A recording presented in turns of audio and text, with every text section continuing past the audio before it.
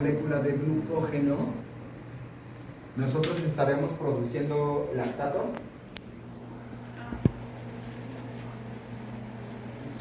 Sí. No,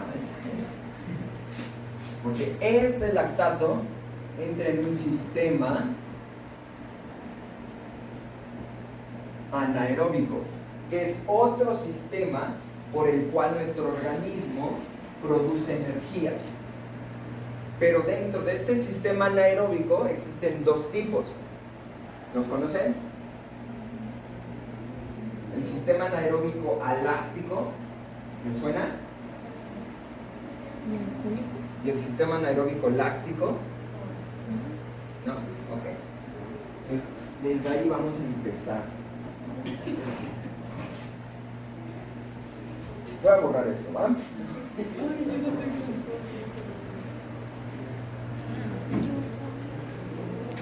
La primera fuente de energía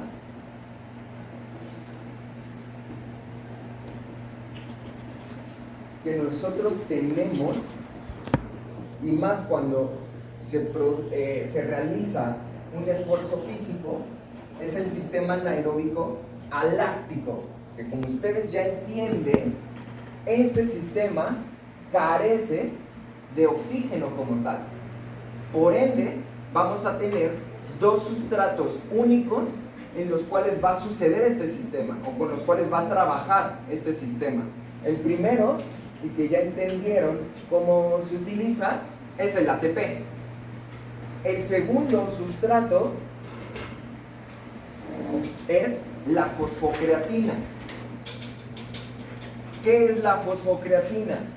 Es una molécula de creatina unido a otro fosfato inorgánico. Y al igual que le pasaba al ATP, que hay una enzima que lo hidroliza, en el caso de la fosfocreatina, ¿cuál creen que sea? La creatinquinasa. La creatinquinasa es la enzima que hidroliza la fosfocreatina y va a romper esta creatina y va a separar el fosfato. ¿Cómo ustedes, si yo les pidiera que sintetizaran moléculas de ATP, ¿no? Teniendo en cuenta que el ATP, cuando ustedes lo hidrolizan, forman ADP más fosfato, ¿cómo a través de esto podemos sintetizar nuevas moléculas de ATP? Con eso que ustedes tienen. ¿Cómo podemos formar ATP? ¿Qué necesitamos hacer al fosfato? Ya lo rompiste, ya lo separaste. Acá tienes creatina y el fosfato inorgánico, el fosfato libre. ¿Y qué queremos hacer con el fosfato? ¿Qué hacemos? ¿A cuál? ¿A cuál hidrógeno? A otro grupo de otra molécula para formar. ¿A qué molécula?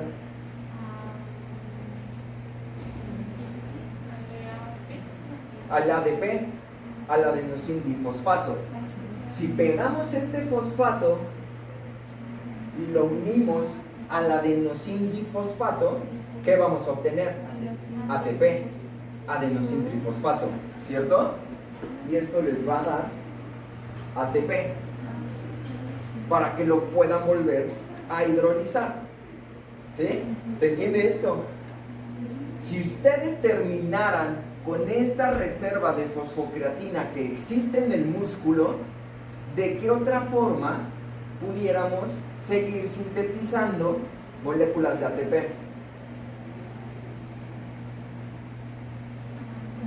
Por el glucógeno. Sí, pero ahorita en este sistema no puedes tocar el glucógeno. Solamente puedes tocar el ATP y la fosfocreatina, que esta ya te la terminaste. ¿Gluconeogénesis? No. ¿De qué otra forma? ¿Qué otra forma ven? ¿A quién? ¿No? No, porque si le pegas un fosfato a la creatina vas a formar fosfocreatina. Eso no es ATP. ¿Puede hacer la pregunta de otra manera que no Sí. termino de entender? Si tú ya no tienes fosfocreatina en el músculo y Ajá. solamente tienes ADP Ajá. que hidrolizaste, o sea que tienes ADP y fosfatos, Ajá. ¿de qué otra forma puedes sintetizar ATP? Ok. Hasta este momento tienes ADP, tienes fosfatos. ¿Con eso qué podemos hacer? ¿No? Sí, puedes consumirla y eso teóricamente es lo que deberíamos de hacer, pero en este sistema, por más glucosa que tú consumas, no la vas a poder utilizar, porque solamente puedes utilizar ATP y fosfocreatina. Gracias. ¿Con otro ciclo de qué?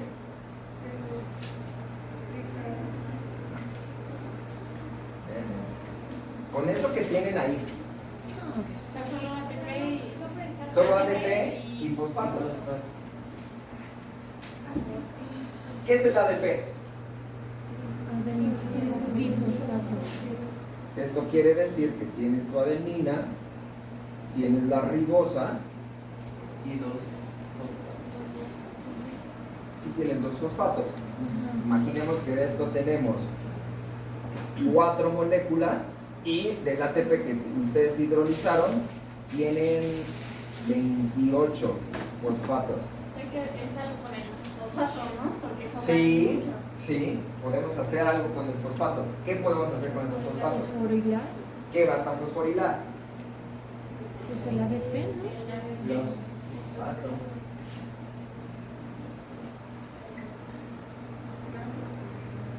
¿Qué pasa si de este ADP nosotros rompemos ese fosfato? AMP. Formamos AMP, ¿cierto? Sí. Más Sí. un fosfato. Si nosotros tuviéramos más moléculas de ADP y estos fosfatos nosotros los pudiéramos unir a esas moléculas de ADP, ¿qué estaríamos formando? Nuevamente, moléculas de ATP. ¿Sí? Eso otra vez. Ok. Ah.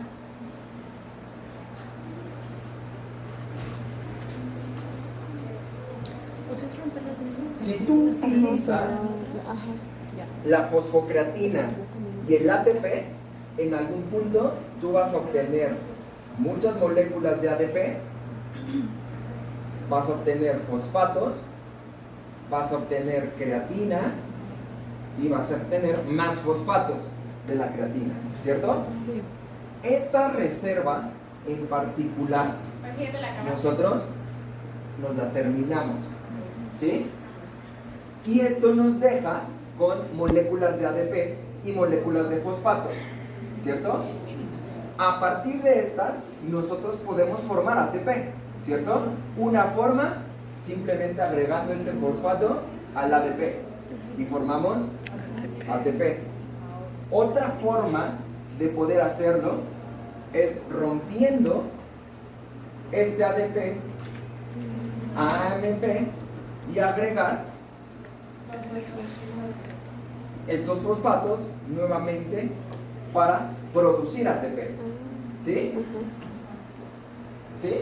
Ahora, todo esto sucede en situaciones o en sistemas donde no hay oxígeno y cuando nosotros hacemos esfuerzo físico de muy alta intensidad. Eso te va a decir desde el principio, nada más cuando se termina la creatina.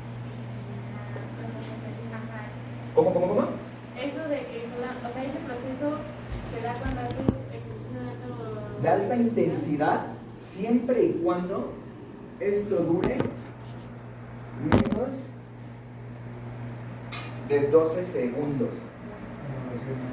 100 metros es una prueba totalmente aláctica.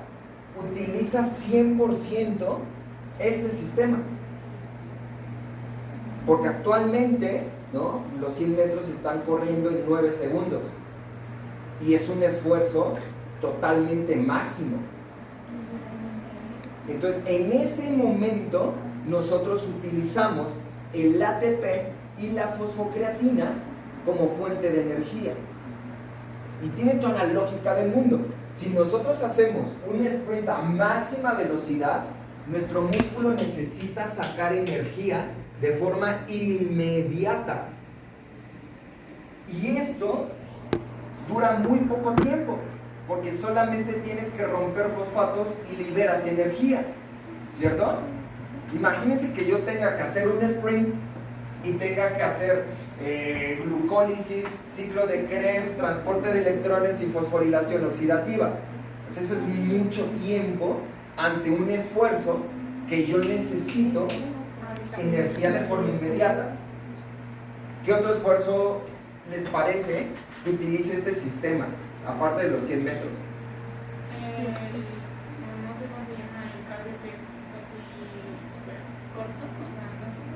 Ajá, el sprint, sí. O sea, que en vez de estar caminando 2 horas, Ajá. haces cardio de alta intensidad por 3 minutos.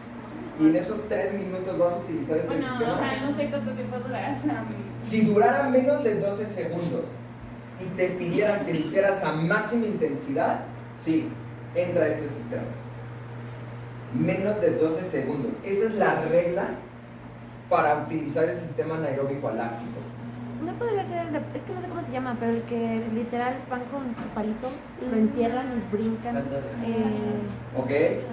Ese es un esfuerzo súper aláctico, ¿cierto? Porque pues al final del día tienen que hacer un sprint hacia la zona, ¿no? Y aplicar la mayor fuerza posible, ¿no? Y eso normalmente es menos de 12 segundos. ¿Qué más? Levantamiento de pesa. Levantamiento de pesa, halterofilia y demás. Eso es un esfuerzo menos de 12 segundos.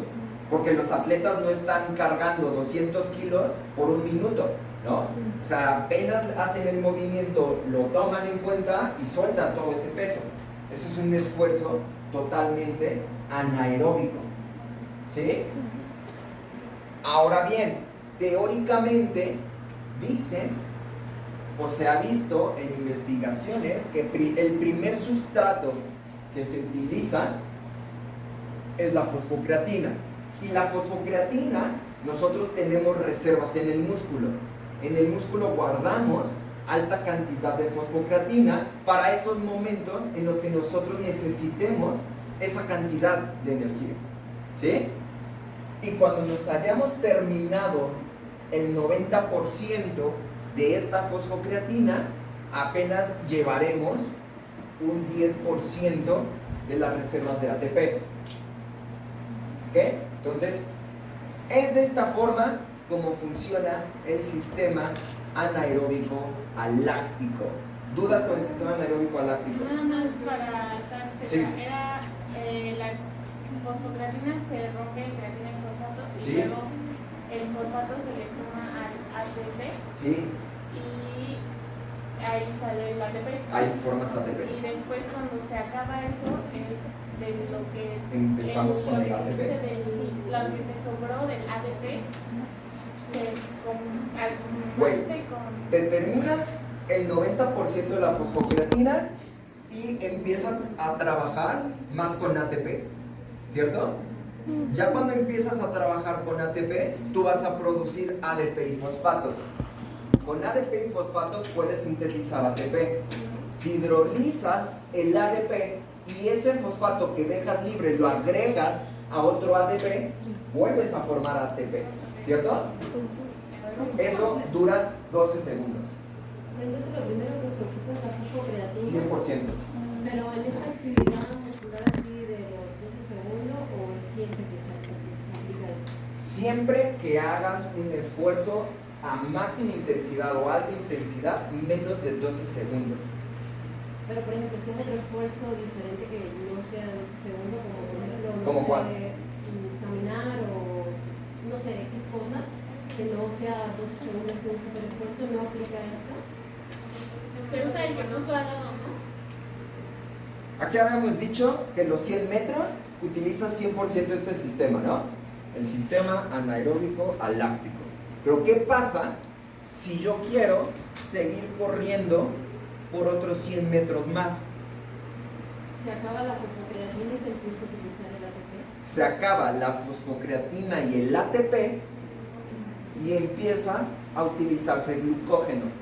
Y aquí entra el otro sistema que se llama sistema anaeróbico láctico. Cuando nosotros mantenemos esa intensidad, pero por más de 12 segundos, ya empezamos a utilizar un sustrato totalmente distinto al ATP y la fosfocreatina. ¿Sí? ¿Así? ¿Tenías dudas, no? Ajá. No termino como de entender el punto en el que tenemos ADP, Sí. lo pasas a AMP, o sea, rompes esa molécula de para hacerlo más simple, ¿no? Sí. Y dices que agregas un fosfato, pero no le tenía que agregar dos para que sea ATP. O sea, por eso AMP ya Tú ya no tienes fosfocreatina y tampoco tienes ATP. Tienes solamente una molécula de ADP y aquí otra molécula de ATP, ¿no? Ajá. Lo lógico sería romper formar AMP y un fosfato, ¿no? Y este fosfato, si tú lo agregas al ADP, formas ATP, ¿va? Y entonces, Y en deportes, por ejemplo, como taekwondo, que ya son tiene que estar activo con una intensidad leve y por momentos hay que hacer los esfuerzos máximos. ¿Qué rutas se activarían? ¿Se activan varias al mismo tiempo? se activan varias al mismo tiempo. Y eso es algún punto en el que terminando esto lo vamos a ver, porque eso se le llama continuum energético y es cómo nosotros dentro de los tres sistemas que existen podemos utilizar en mayor cantidad uno y en mayor cantidad otro, pero todo va a depender del tiempo y de la intensidad.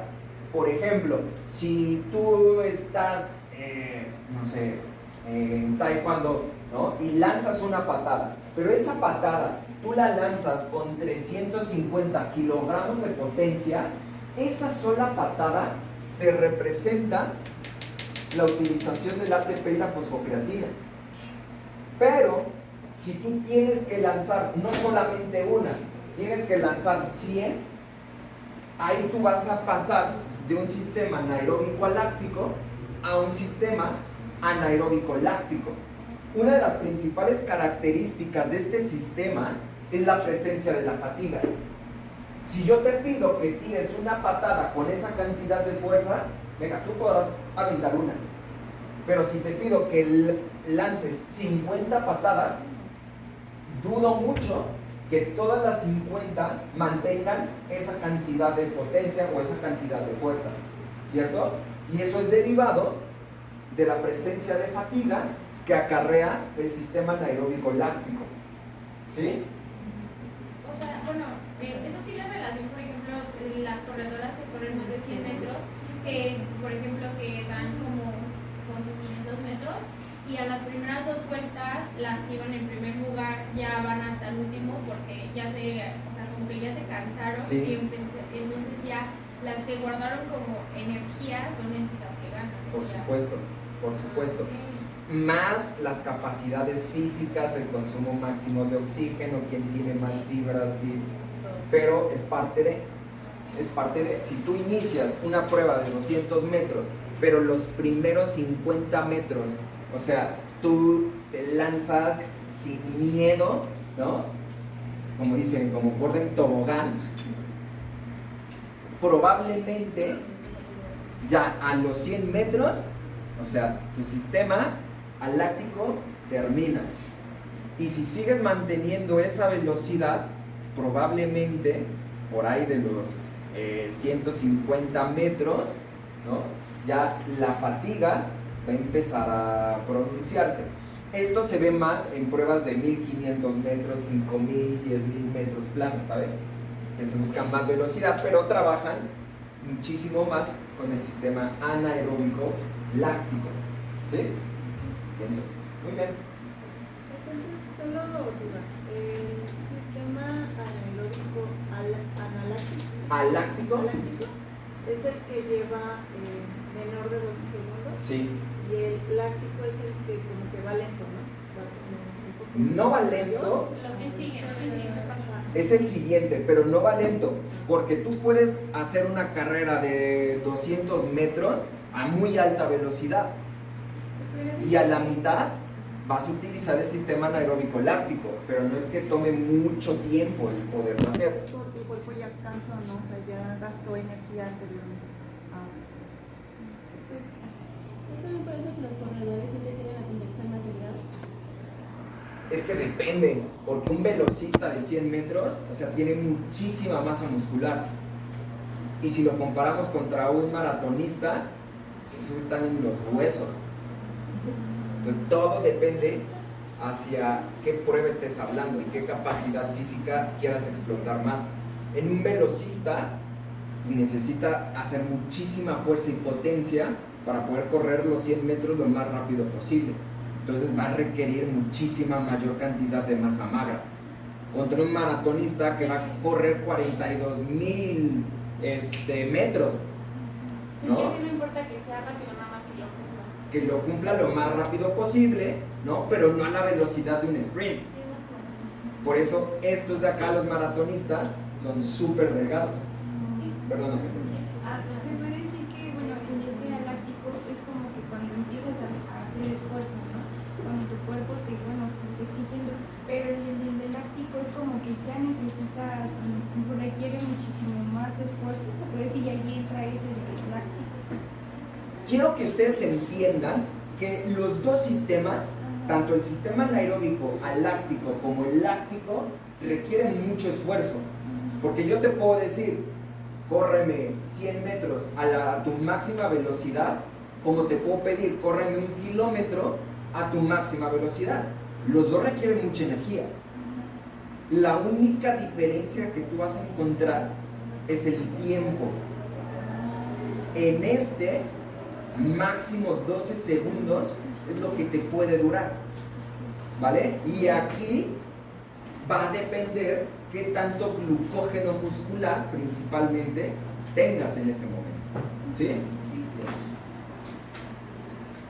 Bueno, es que tenía una duda igual de los metros, pero ahora como, por ejemplo, la Ajá, en el anaeróbico láctico es cuando ya es lo del glucógeno, cuando es lo del glucógeno y en el otro es... no cumplía pues, esta alberca los en la 3 metros láctica. mínimos que requería como, bueno, para las albercas Ajá. olímpicas, y que esta alberca medía aproximadamente 2 metros 15. Sí. Y eso los hacía que fueran más lentos de lo que ellos, o sea, sus marcas normales. Sí, sí. Pero, o sea, lo que yo no entendí tan bien es cómo, o sea, sí el agua impacta porque el agua tiene un peso diferente, pero entonces, ¿cómo impacta eso? O sea, ¿cómo impacta ahora en agua? Se usa así mismo. Mira, fisiológicamente en el organismo, o sea, es la misma intensidad nadar en una alberca que mida 3 metros de profundidad a 2.5.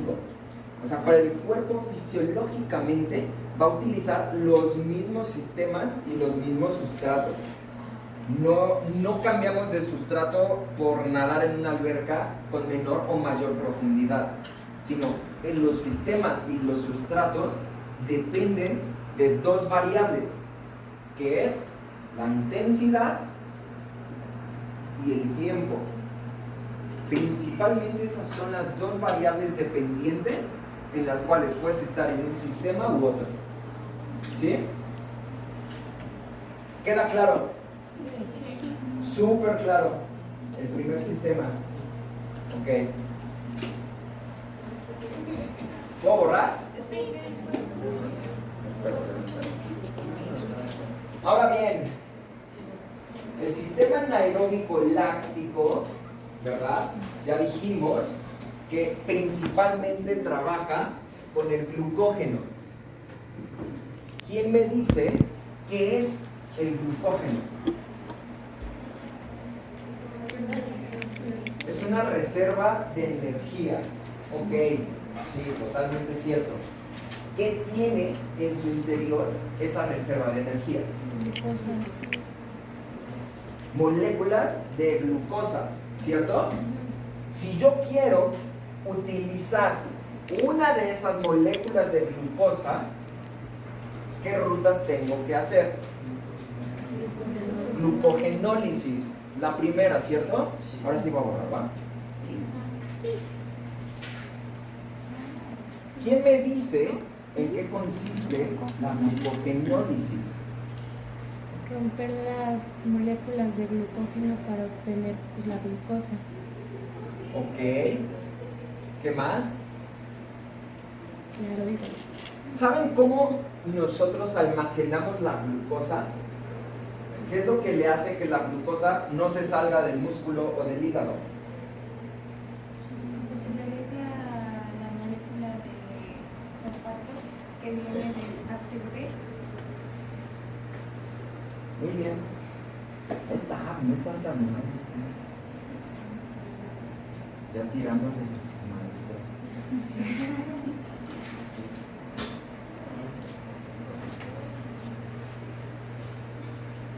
¿Ok? Y este principalmente trabaja con glucógeno, llámese muscular o hepático, y también trabaja con la glucosa sanguínea. En el caso del glucógeno, vamos a poner aquí el glucógeno, que como ya nos dijeron, son muchas moléculas de glucosa y que al final estas moléculas de glucosa tienen grupos fosfatos inmersas en ella, que es lo que los mantiene en el interior del músculo y del hígado. ¿Vale? Pregunta, a ver si alguien me lo puso bien. ¿Cuál es la diferencia entre el glucógeno hepático y el glucógeno muscular?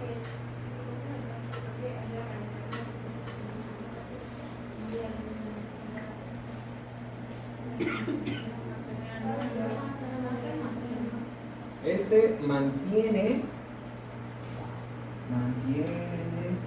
la glucosa sanguínea, ¿cierto?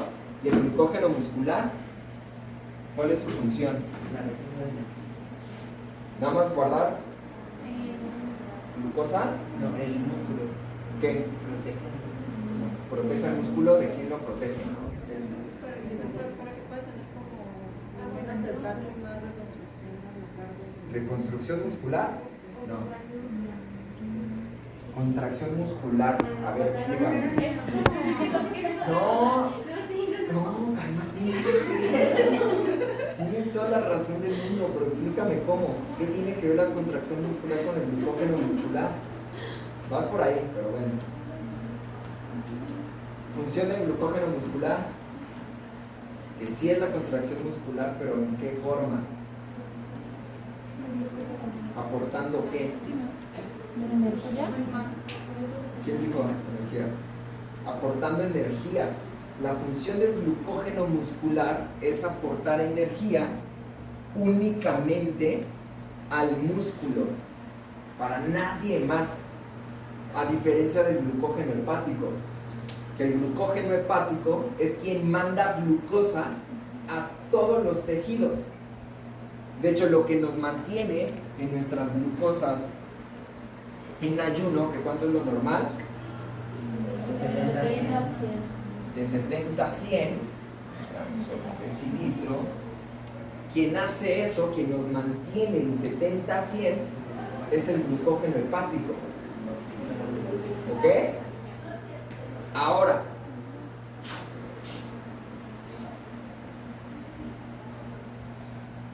¿cómo se llama la ruta oxidativa del glucógeno? Glucogenólisis. ¿Saben en qué consiste la glucogenólisis? Desfosforilación.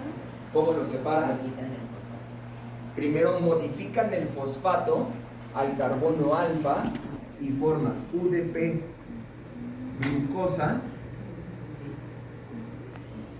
después ese fosfato lo movemos al carbono 1 y ¿qué obtenemos?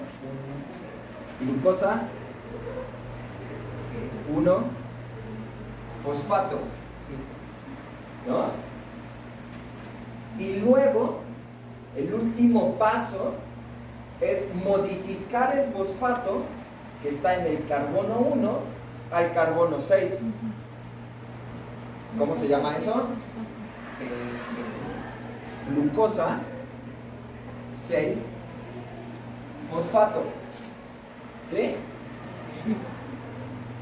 Y si esto, ¿sí parece un hígado esto? Sí. Si esto fuera un hígado, nosotros tenemos un paso más. Y es la ruptura de este fosfato. O sea, formamos glucosa. Esta enzima de acá es una de las más importantes. Y esta se llama glucosa 6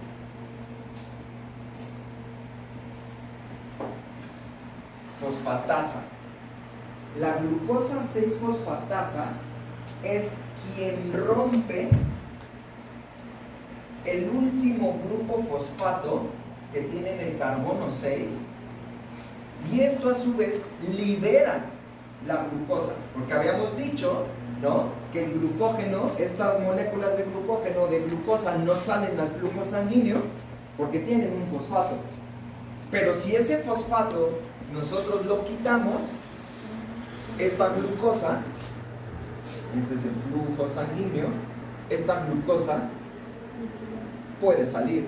Y si en ese momento ustedes están dormidos, este es el cerebro, ¿no? Y sus cerebros necesitan glucosa, pues esta va a llegar inmediatamente acá.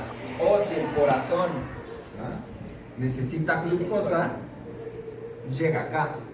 O si los pulmones necesitan energía, va ahí. En el músculo, nosotros carecemos de esta enzima.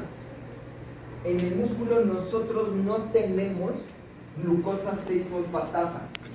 No la tenemos. Por ende, esta glucosa no puede salir y se mantiene como glucosa 6 fosfato. ¿Dónde conocen ustedes que la glucosa 6 fosfato sea importante? En la glucólisis. ¿Qué número de reacción es? No, la 1, la primera.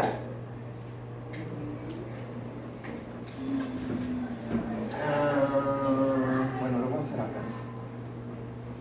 Déjenme borrar este lactato que no me va a confundir.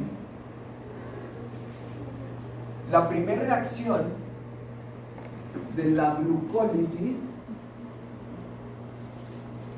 es agregar un grupo fosfato en el carbono 6, ¿cierto? Sí. ¿De dónde sale ese fosfato que agregamos en el carbono 6? De la hidrólisis de una molécula de ATP, ¿cierto? Sí.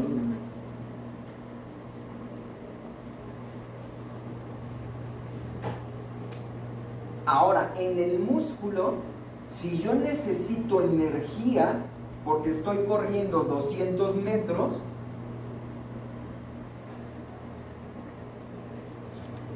voy a utilizar estas reservas de glucógeno en el músculo. Y esta glucosa 6 fosfato la voy a mandar directamente a la glucólisis desde la segunda reacción. Nos estamos brincando la primera reacción, ¿cierto? ¿Dudas hasta aquí? O sea, la glucosa 6 fosfatasa del proceso de glucogenólisis para llevarla a la glucólisis. La enzima no la utilizamos, lo que utilizamos es el producto. Si estás en el músculo, Dentro de la glucogenólisis. la glucogenólisis termina acá en glucosa 6-fosfato. Si estás en el músculo, ¿no? Y si en ese momento tú haces un esfuerzo físico, unes la glucogenólisis con la glucólisis. Si estás en el hígado, tú formas glucosa, la mandas al flujo sanguíneo y del flujo sanguíneo viaja al músculo, inicia la glucólisis a través de una molécula de glucosa. ¿Sí? ¿Hasta ahí va claro todos? En el músculo la glucogenólisis llega hasta glucosa 6-fosfato. Tienes toda la razón. Y en el hígado llega hasta glucosa.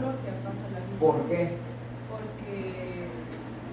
¿Por qué la glucosa 6-fosfato no se convierte en glucosa en el músculo? Porque no tenemos esa en el músculo. ¿Cuál?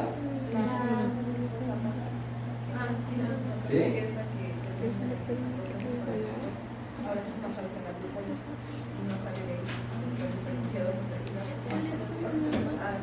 ¿Sí?